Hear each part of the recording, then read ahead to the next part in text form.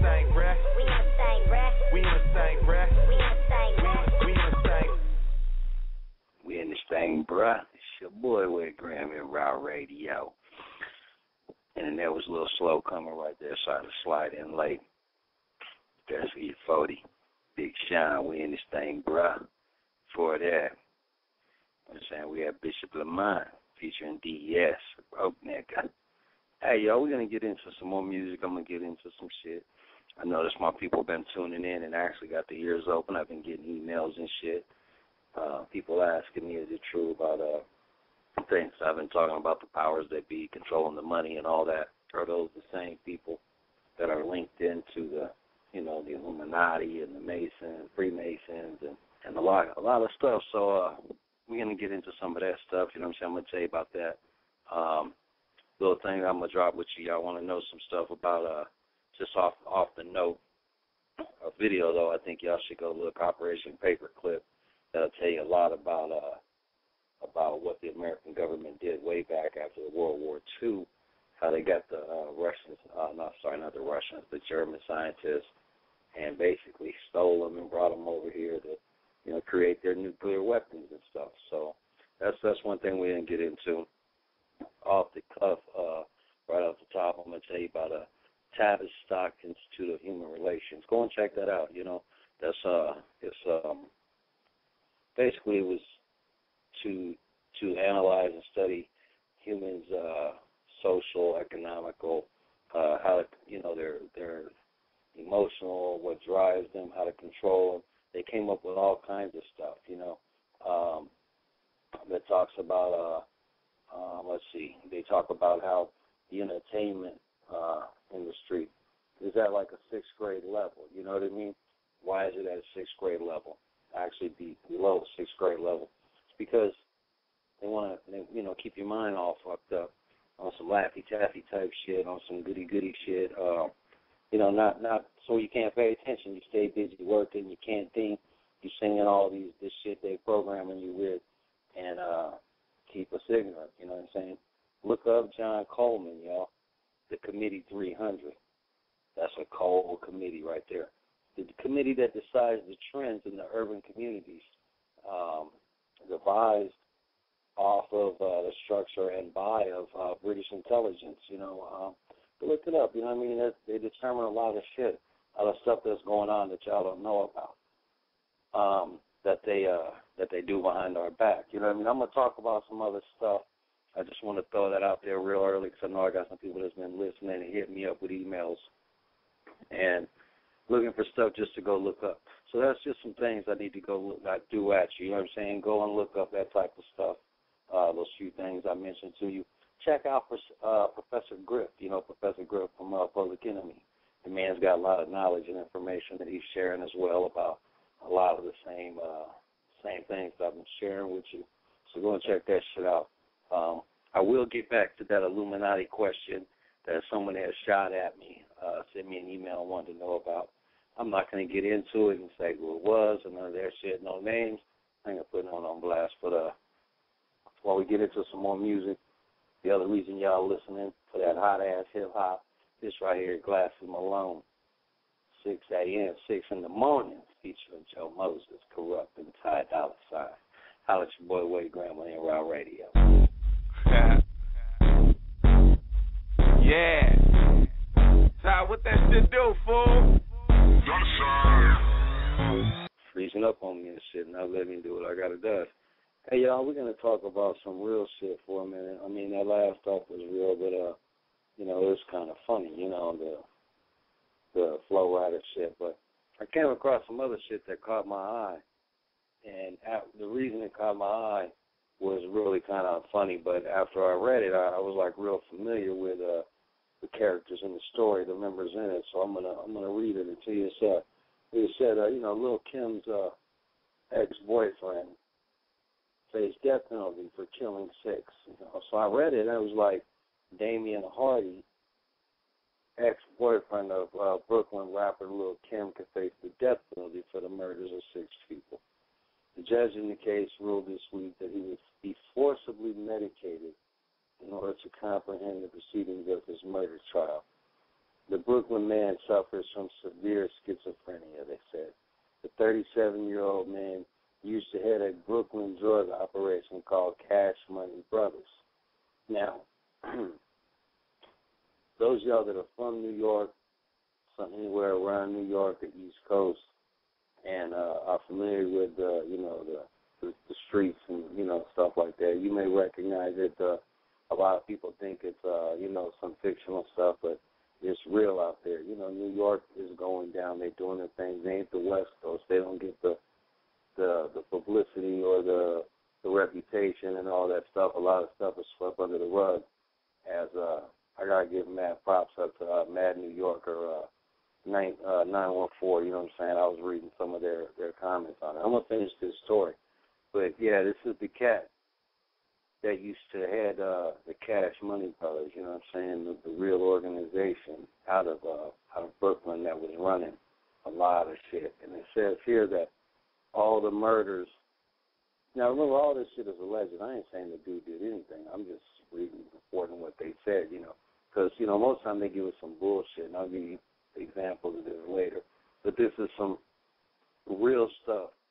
But how much of it they're giving us is, always just a portion of it. But this is what it's saying. It's saying that all the murders are linked to his dealings within this organization. 4 of the 6 murders were allegedly ordered by Hardy as retaliation for the murder of his younger brother at the alleged hands of a rival operation. Hardy reportedly killed a witness to the murder of his rivals and also an employee at a Brooklyn skating rink who kicked Hardy out of this establishment. Now, again, these are all alleged. Maybe, he's found guilty on it or whatever, but doesn't necessarily mean he did it. He ran the organization, so they're going to link all this stuff to him. It says here that Hardy has shown sociopathic leanings outside of the murders, calling himself a messiah and having a penchant for extreme violence. In jail, he has been a monster, it said. Now, these are the words of the article that I'm reading.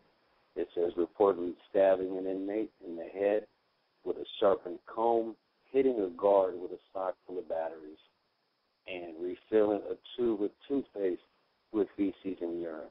And it says it's not clear how long Tim and Damien were together for, but it's fairly surprising they were together at all. I don't know why it's surprising. You know what I'm saying? Lil' Kim was just like any other chick from the hood where she was from. You know what I mean? Had she not hooked up with Biggie and knew them cats and was given an opportunity, she'd have been just like every other girl that grew up right there. So anyhow, and the cat had money. It wasn't like she was dating some broke-ass cat. You know what I mean? This cat was running an organization that was making millions of dollars. Why the fuck do you think they paid attention to his ass? If he was only making a few dollars, they wouldn't even give a fuck. But he was making millions of dollars, and he wasn't paying tax. Now, that's what it is, y'all. They don't really give a fuck that you're selling the drugs in the city. Why do they give a fuck? That helps them. It's the fact that you're making millions of dollars and not paying the taxes on this shit. That's where the government has the problem, Shit. That's why the mob, they launder their shit. I ain't saying it's appropriate, but at least they pay taxes on the money, not all the money, but they do, because they have their fronts, their businesses. They run the money through, so they got to pay taxes on some of the shit. But, that's what they're mad about, the taxes. So anyways, it's, I just thought I'd report this shit to you because I could be bringing you shit like Reggie Bush is seen shopping with a Lil' Kim lookalike. Who gives a fuck? You know what I mean? Who really gives a fuck? Now, I should be telling you about, they say Penn State removes the Joe Paterno statue from Beaver Stadium, I ain't got no opinion on that because I wasn't there. I don't know. The man's dead already, so how much of it he really knew or tried to do or couldn't do or whatever, now they're going to take away what the man did, his winnings and all that shit. That's a little fucked up, you know what I mean? Jerry Sandusky molested those kids, and I'm sure Joe Paterno did everything he could do, but, you know what I'm saying, the reality is when you get put in a situation when it's going to be your ass or the next dude's ass, if you make the wrong move, well, you calculate your next step. That's just the real reality of the world that we live in, so You know, people need to just deal with that shit. I could be talking about the recent unfortunate event that happened in Aurora, Colorado, but I'm really not going to.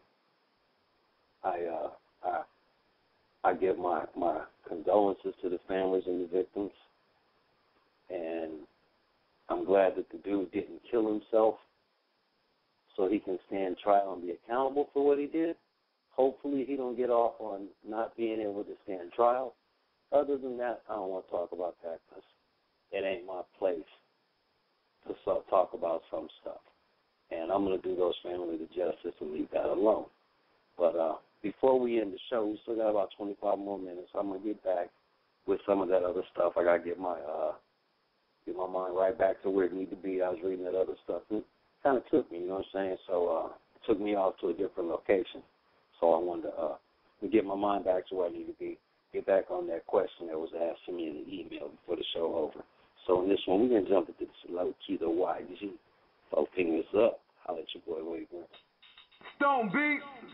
4 fingers up, 2 twisted in the middle.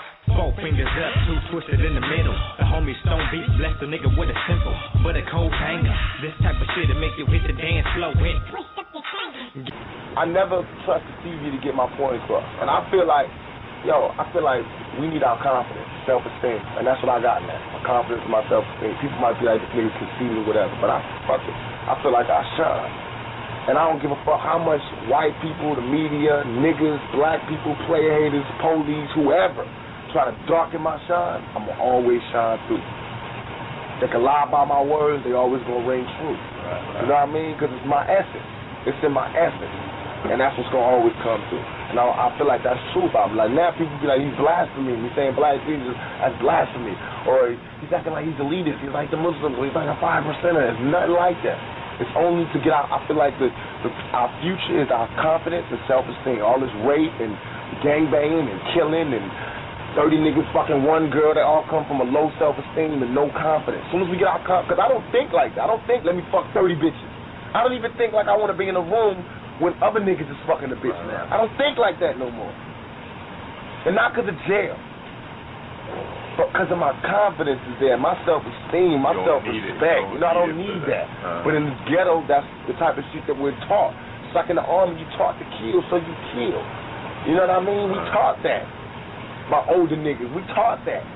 That the only thing we good for is our sexuality. I found a little clip. I had to throw it in there.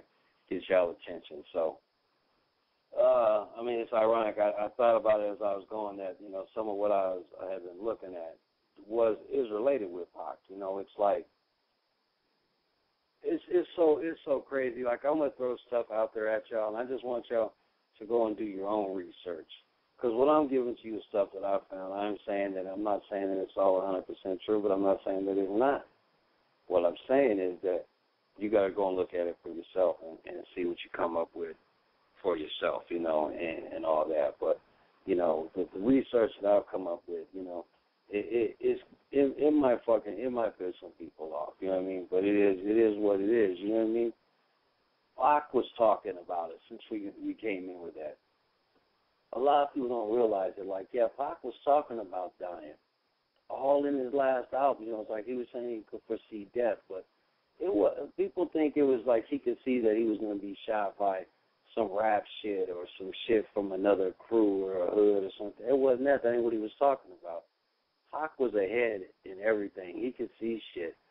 And by his upbringing, the way he was taught, he was taught about the system. He was taught about the oppression and about the money system and the how the Federal Reserve is just like chokehold on a lot of shit. Go and do your research, and you'll find out that that's what he was talking about, you know.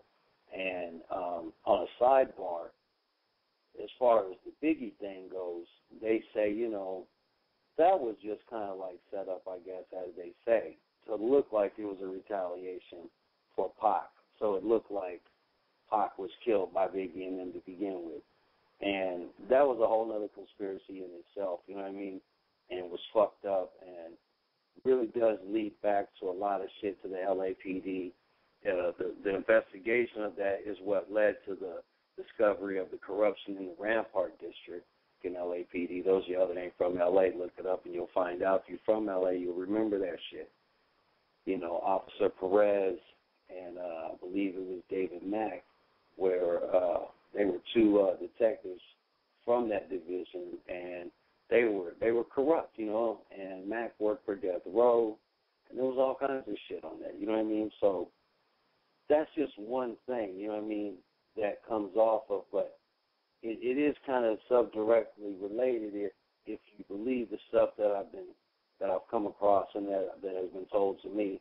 And as far as I was researching that question, is the Illuminati really as big as people say it is? Does it really exist? Is it the same people that are controlling the money? And is it really related and control the music industry? Well, I don't know about the whole industry, but I'm sure in some sort of way it does, but it's more directly with hip-hop as the question was really related. When it first came out, hip-hop wasn't. It was, you know, it was for the speechless, you know, the people who couldn't get their voice heard. You know what I mean? It was the voice of the voiceless. They didn't pay attention. But as time went on, they got in, they realized the money. The major labels, if you look and pay attention, the major labels that own or distribute for all these rap labels are the shareholders and stockholders, and the companies that own them or distribute for them are the same shareholders and stockholders and corporations that run the same people that we're talking about, the same circles. So, yeah, there's an influence, I guess. And it's like they say that, you know,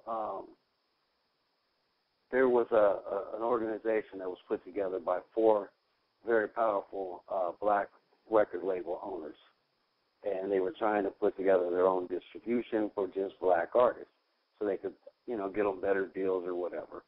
It was $30 million that was put up for this organization to get it started. Now, the reason I'm saying that this was related to the Pac, if you look into what was the research that I came across, 4 individuals was Dame Dash, Suge Knight, Irv Gotti, and Jay Prince. Now, the powers that be found out that they were going to do this, and they said, hell no. So you put it together, all 4 offices were all raided in the same week, and certain shit started happening. You know what I'm saying? Dame Dash office was basically ousted. You know what I mean? His office was raided, and you don't get a lot of information unless you dig deep. But he was basically pushed out of rock. Suge Knight, you know what I'm saying? We all know what happened to Suge Knight. Went to jail for stomping somebody. Who goes to jail for 9 years on a probation violation for stepping on somebody? I'm going to leave that one alone. Irv Gotti, him and his brother's office were raided, and their label was shut down, and they were basically, you know, linked to mobs and drug dealing and stuff like this. Whether they were or they weren't, I'm not saying. This was the charges, and this is what they brought about them to shut them down. Now, Jay Prince, Rap-A-Lot, at the same time, had just recently signed Pimp C. Now, Pimp C was real vocal about exposing a lot of shit in the industry. A lot of the homosexuals and, you know, the rappers. A lot of the famous rappers, a lot of the rappers that are still hot today. You know what I mean? Exposing them about gay and homosexuality as far as that Illuminati shit goes, because they're into that gay shit, and that's the initiation in. Now, they also say, and I ain't going to get into it, because if I start talking too much shit, y'all, they might come knock on my door. I'm going to be honest.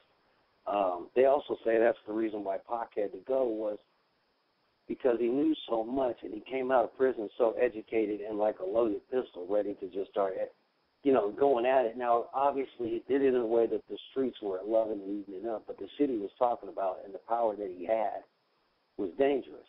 So they approached him, offered him an opportunity to be in. He said no, you know, but the offering was to let this other powerful man in the music industry for years. If I said it, y'all was shit. I'm gonna let y'all go do the research and let your jaw drop when you see it yourself. When Pac wouldn't let him fuck him in the ass, basically he was on the list to be killed.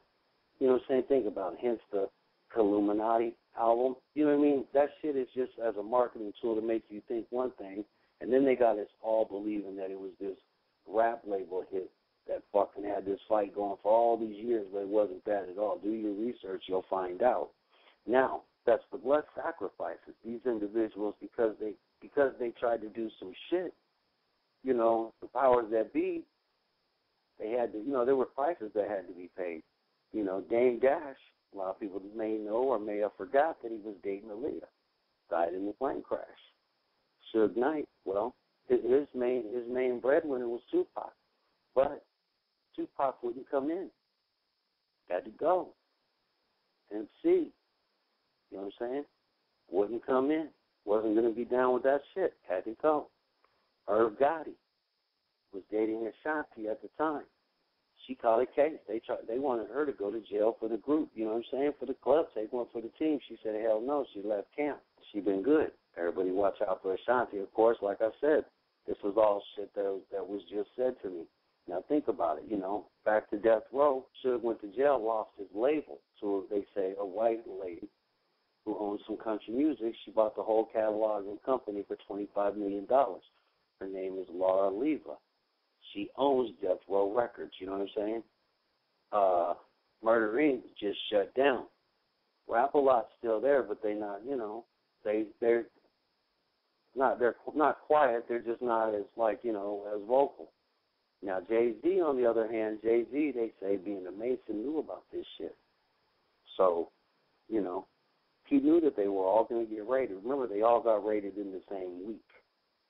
All these same 4 individuals that put up this money, all their offices got raided and their shit got shut down and prices to be paid. Jay-Z knew this shit. They paid him off. Now, remember, Dame Dash, gone from Rockefeller. Jay-Z gets Rock. Moves on, got everything. Rockaware, goes on to run Def Jam. Got the Club 4040. What is it? We've got J Hotels, or was it 4040 Club, whichever way it go. You know what I'm saying? You got a lot of shit going on. Now, this is just shit that they say, you know what I mean, as far as did they really control it? Did they have influences? That's on you to go figure out. I'm just kind of answering the question for the individual that emailed me and hope that I, you know what I'm saying, that I help you on that shit. But, you know, on the sub part of that, while you're looking into all that Illuminati shit, go and check on that shit about the link between the LAPD and Biggie. Look and see that the FBI were following both Biggie and Tupac during the week that they were shot. But yet nobody is brought to justice. You look and see that there's other members of not only the LAPD, but members other in the, you know, LA law enforcement agency that are, you know, supposedly related to the Biggie killing. So it's a lot of shit, you know what I mean? Like when you really get into it and think about the music that they allow us to play on the radio and that they bring to us, it's like controlled, it's filtered, you know what I mean? It's like it's been said that they control us with, you know, children with sound waves and colors, and they're, you know, and they're programming their minds now to be the consumers for the future by the colors that they put into the toys and their packaging now over the years will make them be attracted to spending money and shopping in certain colors that will be used when they get older. They'll be attracted to those colors, relate that to shopping and spending money. It's kind of fucked up, right? It's a lot of shit you find out. You got to go check that shit. You know, it's like the people, you know, as far as the relation, is there that relation? I'm going to sum it up with this. Yes, it's in the music industry, it's in the entertainment field, it's in a lot of aspects. You know, if you want to belong to that 100 million club, you know what I mean? There's some, you know, they say there's blood sacrifices. Now, I'm not going to say what I'm about to tell you. I'm not saying it's true. I'm not saying it's not. This is just the shit that I've been, you know, I had come across while reporting and looking at it. They say Michael Jordan, his sacrifice was his dad. You know, Kanye West, you know, they say he wanted in was so bad, you know, he wrote that Lucifer track for Jay-Z as his introductory in. He lost his mom. Bill Cosby, you know what I'm saying, they say lost his son. Now, Jennifer Hudson, I don't know, but they say that Jennifer Hudson running into this club so bad as well that, you know, occult killings, you know, her family. Now, like I said, I don't know. This is just shit that I've come across, that I've looked up and seen, so don't take it as my word. You go check that shit out and go and find out if it's true or not. You know, look for yourself, educate yourself, and then you'll know. You know what I'm saying? You could take for what you want out of it, and the rest of it's on you. But, hey, I'm going to get up out of here.